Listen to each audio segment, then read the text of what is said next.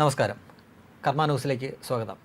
എത്ര വേഗമാണ് ദിവസങ്ങളും മാസങ്ങളും ഓടി ഇങ്ങനെ പോയിക്കൊണ്ടിരിക്കുന്നത്. ഇസ്രായേലും പലസ്തീനിലെ ഹമാസ് തീവ്രവാദികളുമായിട്ടുള്ള യുദ്ധം തുടങ്ങിയത് കഴിഞ്ഞ ഏതോ ദിവസമാണെന്ന് തോന്നുന്നു എന്ന് നമുക്ക് തോന്നിപ്പോവും. ആ രീതിയിലാണ് പോയിക്കൊണ്ടിരിക്കുന്നത്.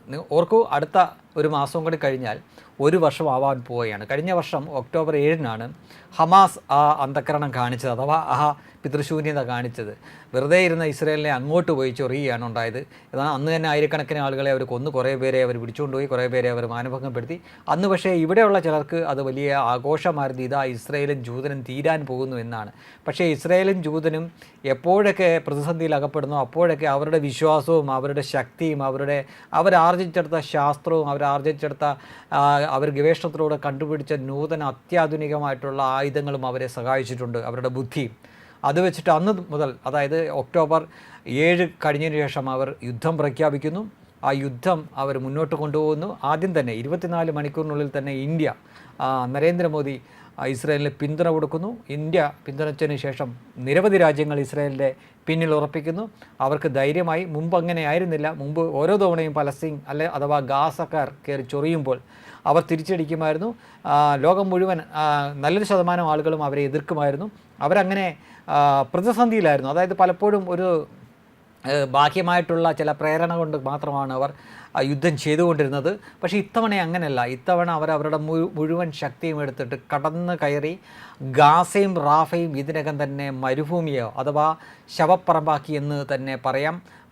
അവസാനത്തെ ഹമാസ് അനുകൂലി, അവിടെ ശ്രദ്ധിക്കേണ്ട കാര്യം ഹമാസുകാരനെ അല്ല, ഹമാസിനെ മനസ്സുകൊണ്ടെങ്കിലും അനുകൂലിക്കുന്നവനുണ്ടെങ്കിൽ അവനെയും കൂടെ തീർത്തിട്ട് ഞങ്ങൾ അവസാനിക്കൂ എന്നുള്ള ഉറച്ച ബോധ്യത്തോടു കൂടി മുന്നോട്ട് പോകുന്ന ഒരു IDF, അതായത് ഇസ്രായേൽ ഡിഫൻസ് ഫോഴ്സിനെയും അവരുടെ പ്രധാനമന്ത്രിയെയും സേനാംഗങ്ങളെയാണ് നമുക്ക് കാണാൻ സാധിക്കുക.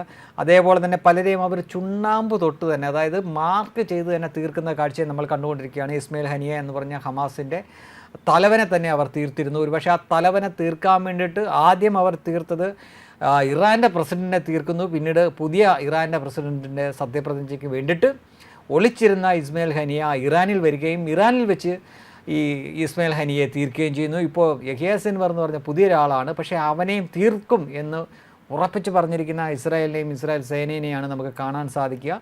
അപ്പോൾ ജൂതനും അതുവഴി ഇസ്രായേലുമൊക്കെ തീർന്നതിന് ശേഷം ഒരു സൈഡ് മുഴുവൻ അങ്ങ് അറബിവൽക്കരണം നടത്താം അഥവാ ഇസ്ലാമികവൽക്കരണം നടത്താമെന്ന് വ്രതാ മോഹിച്ചുകൊണ്ടിരിക്കുന്നവരുടെ എല്ലാ സ്വപ്നങ്ങളും തകർന്ന് തരിപ്പണമാവുന്ന കാഴ്ചയാണ് കണ്ടുകൊണ്ടിരിക്കുന്നത്. തീർച്ചയായിട്ടും ഇവിടെയുള്ള ചില വിസ്മയ വാണങ്ങൾ, അതായത് അതിൻ്റെ അപ്പുറത്തെ വാക്കാണ് ഉപയോഗിക്കേണ്ടത്. ഈ താലിബാൻ വിസ്മയെന്നും ഹമാസ് വിസ്മയം എന്നൊക്കെ പറഞ്ഞു നടക്കുന്ന ചില മതഭ്രാന്തന്മാർ അഥവാ മതജീവികൾ നമ്മുടെ ഇടയിൽ ജീവിക്കുന്നുണ്ട്. അവരൊക്കെ എന്തൊക്കെയോ പ്രതീക്ഷിച്ചിരുന്നു. ഇതാ ഇപ്പോൾ ഇസ്രായേൽ തീരുക. അവരാലോചിച്ചപ്പോൾ ഇസ്രായേൽ എന്നത്, ജൂതന്മാരെന്നത് ലോകത്ത് തന്നെ ഏതാണ്ട് 1.5 കോടിക്കകത്ത് മാത്രം വരുന്ന ഒരു ജനവിഭാഗമാണ്. അപ്പോൾ അവരെ അങ്ങ് മൊത്തത്തോടെ മുച്ചൂടും തീർക്കാം. 1.5 കോടിയുടെ കാര്യമല്ലേ ഉള്ളൂ. ഞങ്ങൾ എത്ര 300 കോടിക്ക് മുകളിൽ ഉണ്ട്.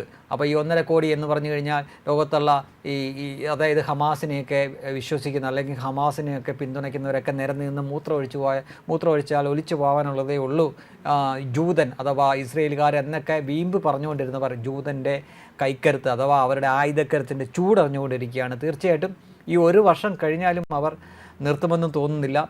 അതിനകത്ത് ഏറ്റവും വേദന ഉളവാക്കുന്ന മറ്റൊരു കാര്യം എന്ന് പറഞ്ഞു കഴിഞ്ഞാൽ എല്ലാ യുദ്ധത്തിലും ഇരയാക്കപ്പെടുന്നത് സ്ത്രീകളും കുട്ടികളുമാണ്. അവിടെ നിരപരാധികളായിട്ടുള്ള, അതായത് പിറന്നു വീഴുന്ന ഒരു കുട്ടിക്ക് തീർച്ചയായിട്ടും നിരപരാധിയായിരിക്കണമല്ലോ, അല്ലെങ്കിൽ 5-6 വയസ്സ് വരെയൊക്കെ വരും. പിന്നീട് പലസ്തീനിലെ ആളുകളെ സംബന്ധിച്ച് പലസ്തീനിലെ കുട്ടികൾ വെച്ച് കുറച്ച് നടന്നു വരുമ്പോൾ തന്നെ അവരെ പഠിപ്പിക്കുന്നത് ഇസ്രായേൽ നിൻ്റെ ശത്രുവാണ്, ജൂതൻ നിൻ്റെ ശത്രുവാണ് എന്ന തരത്തിലാണ്.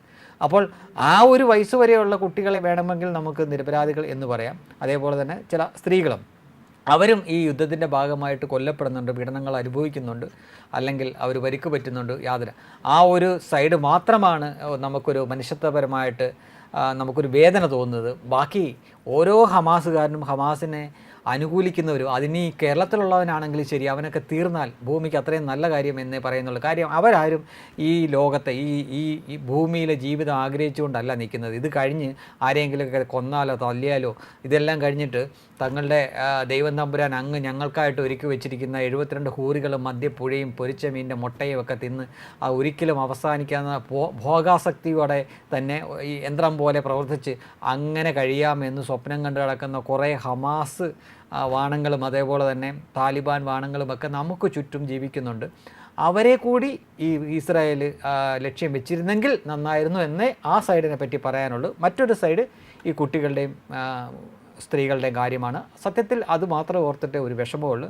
അങ്ങോട്ട് പോയി നമ്മളൊരു നാടൻ ചൊല്ലുണ്ടല്ലോ, ചുമ്മാ ഇരുന്നവൻ്റെ ആസനത്തിൽ പോയി ചുണ്ണാമ്പ് വെച്ചിട്ട് അവൻ്റെ കയ്യിൽ നിന്ന് നല്ല ചളുക്ക് മേടിച്ച് കിടന്ന് കാറി കൂവുകയാണ് എന്ന് പറഞ്ഞ സ്ഥിതിയാണ് പലസ്തീൻ ഇപ്പോൾ അനുഭവിച്ചുകൊണ്ടിരിക്കുന്നത്. പലസ്തീനി വ്യവസ്ഥാപിതമായിട്ടുള്ള ഒരു സർക്കാരുണ്ട്, പ്രസിഡൻ്റുണ്ട്. അതാരാണെന്ന് പോലും ഇവിടുത്തെ ഹമാസിനെ പിന്തുണയ്ക്കുന്നവർക്ക് അറിയില്ല, അല്ലെങ്കിൽ അത്തരക്കാരെ പിന്തുണയ്ക്കുന്ന അവർക്ക് കൃത്യമായിട്ട് ഹമാസിൻ്റെ തലവൻ ആരാണെന്നറിയാം, ഹമാസിന് വേണ്ടി പൊരുതുന്ന ആരാണെന്നൊക്കെ അറിയാം. പക്ഷേ പലസ്തീൻ്റെ പ്രസിഡന്റ് ആരാണ്, പലസ്തീൻ്റെ സർക്കാർ ആരാണ് എന്ന് ചോദിച്ചാൽ അവർക്കറിയില്ല. അതാണ് അവരുടെ അടിസ്ഥാനപരമായിട്ടുള്ള വിവരം. അവിടുത്തെ സർക്കാരിനെതിരെയോ അവിടുത്തെ സേനയ്ക്കെതിരെയോ അല്ല ഇസ്രയേൽ ഈ യുദ്ധം ചെയ്യുന്നത്. തീർച്ചയായിട്ടും ഹമാസിനും ഹമാസിനെ പിന്തുണയ്ക്കുന്നവർക്കും എതിരെയാണ്. ഗാസ സിറ്റി എന്നത് ഏതൊരു യൂറോപ്യൻ നഗരത്തെക്കാളും മികച്ച രീതിയിൽ കെട്ടിപ്പടുത്ത ഒരു സിറ്റിയായിരുന്നു. അത്രയും അത്യാധുനികമായിട്ടുള്ള ഒരു സിറ്റിയായിരുന്നു. മുകളിൽ കാണുന്നത് മാത്രമല്ല, അതിൻ്റെ താഴെയും ഭൂഗർഭത്തിലും ഒരു സിറ്റി തന്നെ അവർ പണിതിരുന്നു. കാരണം അവർക്ക് ചക്കാത്തിന് കിട്ടിയ കാശാണല്ലോ. എന്ന് വെച്ച് കഴിഞ്ഞാൽ ഈ ഇരവാദം മുഴക്കി സേവ് ഗാസ മുഴക്കി കരഞ്ഞു പോവിയപ്പം ലോകത്തുള്ള സകലമായ ഇടത്തു നിന്നും ആളുകൾ കോടിക്കണക്കിന് രൂപ കൊടുത്തിട്ട് അതിൽ നിന്ന് നല്ലൊരു ശതമാനം അടിച്ചു മാറ്റിയിട്ട് ബാക്കി കാശ് കൊണ്ട് പണിതുണ്ടാക്കിയതാണ്. അപ്പം അധികം വിയർക്കാതെ പണിതാണല്ലോ, അപ്പോൾ ഇങ്ങനെ പണിയാൻ പറ്റും. ആ സിറ്റിയാണ്, അതായത് ഗാസയും റാഫയുമാണ് ഇസ്രായേൽ യാതൊരു ദാക്ഷിണ്യം കൂടാതെ അടിച്ച് തകർത്ത് മരുഭൂമിയാക്കിയിരിക്കുന്നത്. അത് ശരിക്കും പറഞ്ഞു കഴിഞ്ഞാൽ അങ്ങോട്ട് ചോദിച്ച് മേടിച്ചതാണ്. ആ ചോദിച്ച് മേടിച്ചത് കൊണ്ട് തന്നെ സത്യസന്ധമായിട്ട് പറയട്ടെ, യാതൊരു രീതിയിലുള്ള ഒരു മനസാക്ഷിക്കുത്തും തോന്നുന്നില്ല. അവർ ചോദിച്ച് മേടിച്ചതായതുകൊണ്ട് തന്നെ അവിടെയുള്ള നിരപരാധികളായിട്ടുള്ള കൊച്ചുകുട്ടികളെയും സ്ത്രീകളെ ഓർത്തിട്ട് മാത്രമേ മനസ്സിന് വിഷമമുള്ളൂ. ബാക്കിയുള്ള അവർ തീവ്രവാദ ചിന്താഗതിയുള്ളവർ തന്നെയായിരുന്നു. തീർന്നത് നല്ല കാര്യം. അതുകൊണ്ട് തന്നെ ഈ യുദ്ധം ഉടനെ എങ്ങും തീരരുത്. ഇനിയിപ്പോൾ ഒരു വർഷം ആഘോഷിച്ചാലും അവസാനത്തെ ഹമാസിനെ വരെ തീർത്തു കഴിഞ്ഞാൽ ഇനി ഹമാസിനെ പിന്തുണയ്ക്കുന്നുണ്ട് അവനും തീർന്നാലും അത്രയും നല്ലത്, അത്രയും ഭൂമിക്ക് നല്ലത്, ലോകത്തിന് നല്ലത് എന്നേ ഇതിനകത്ത് പറയാനുള്ളൂ.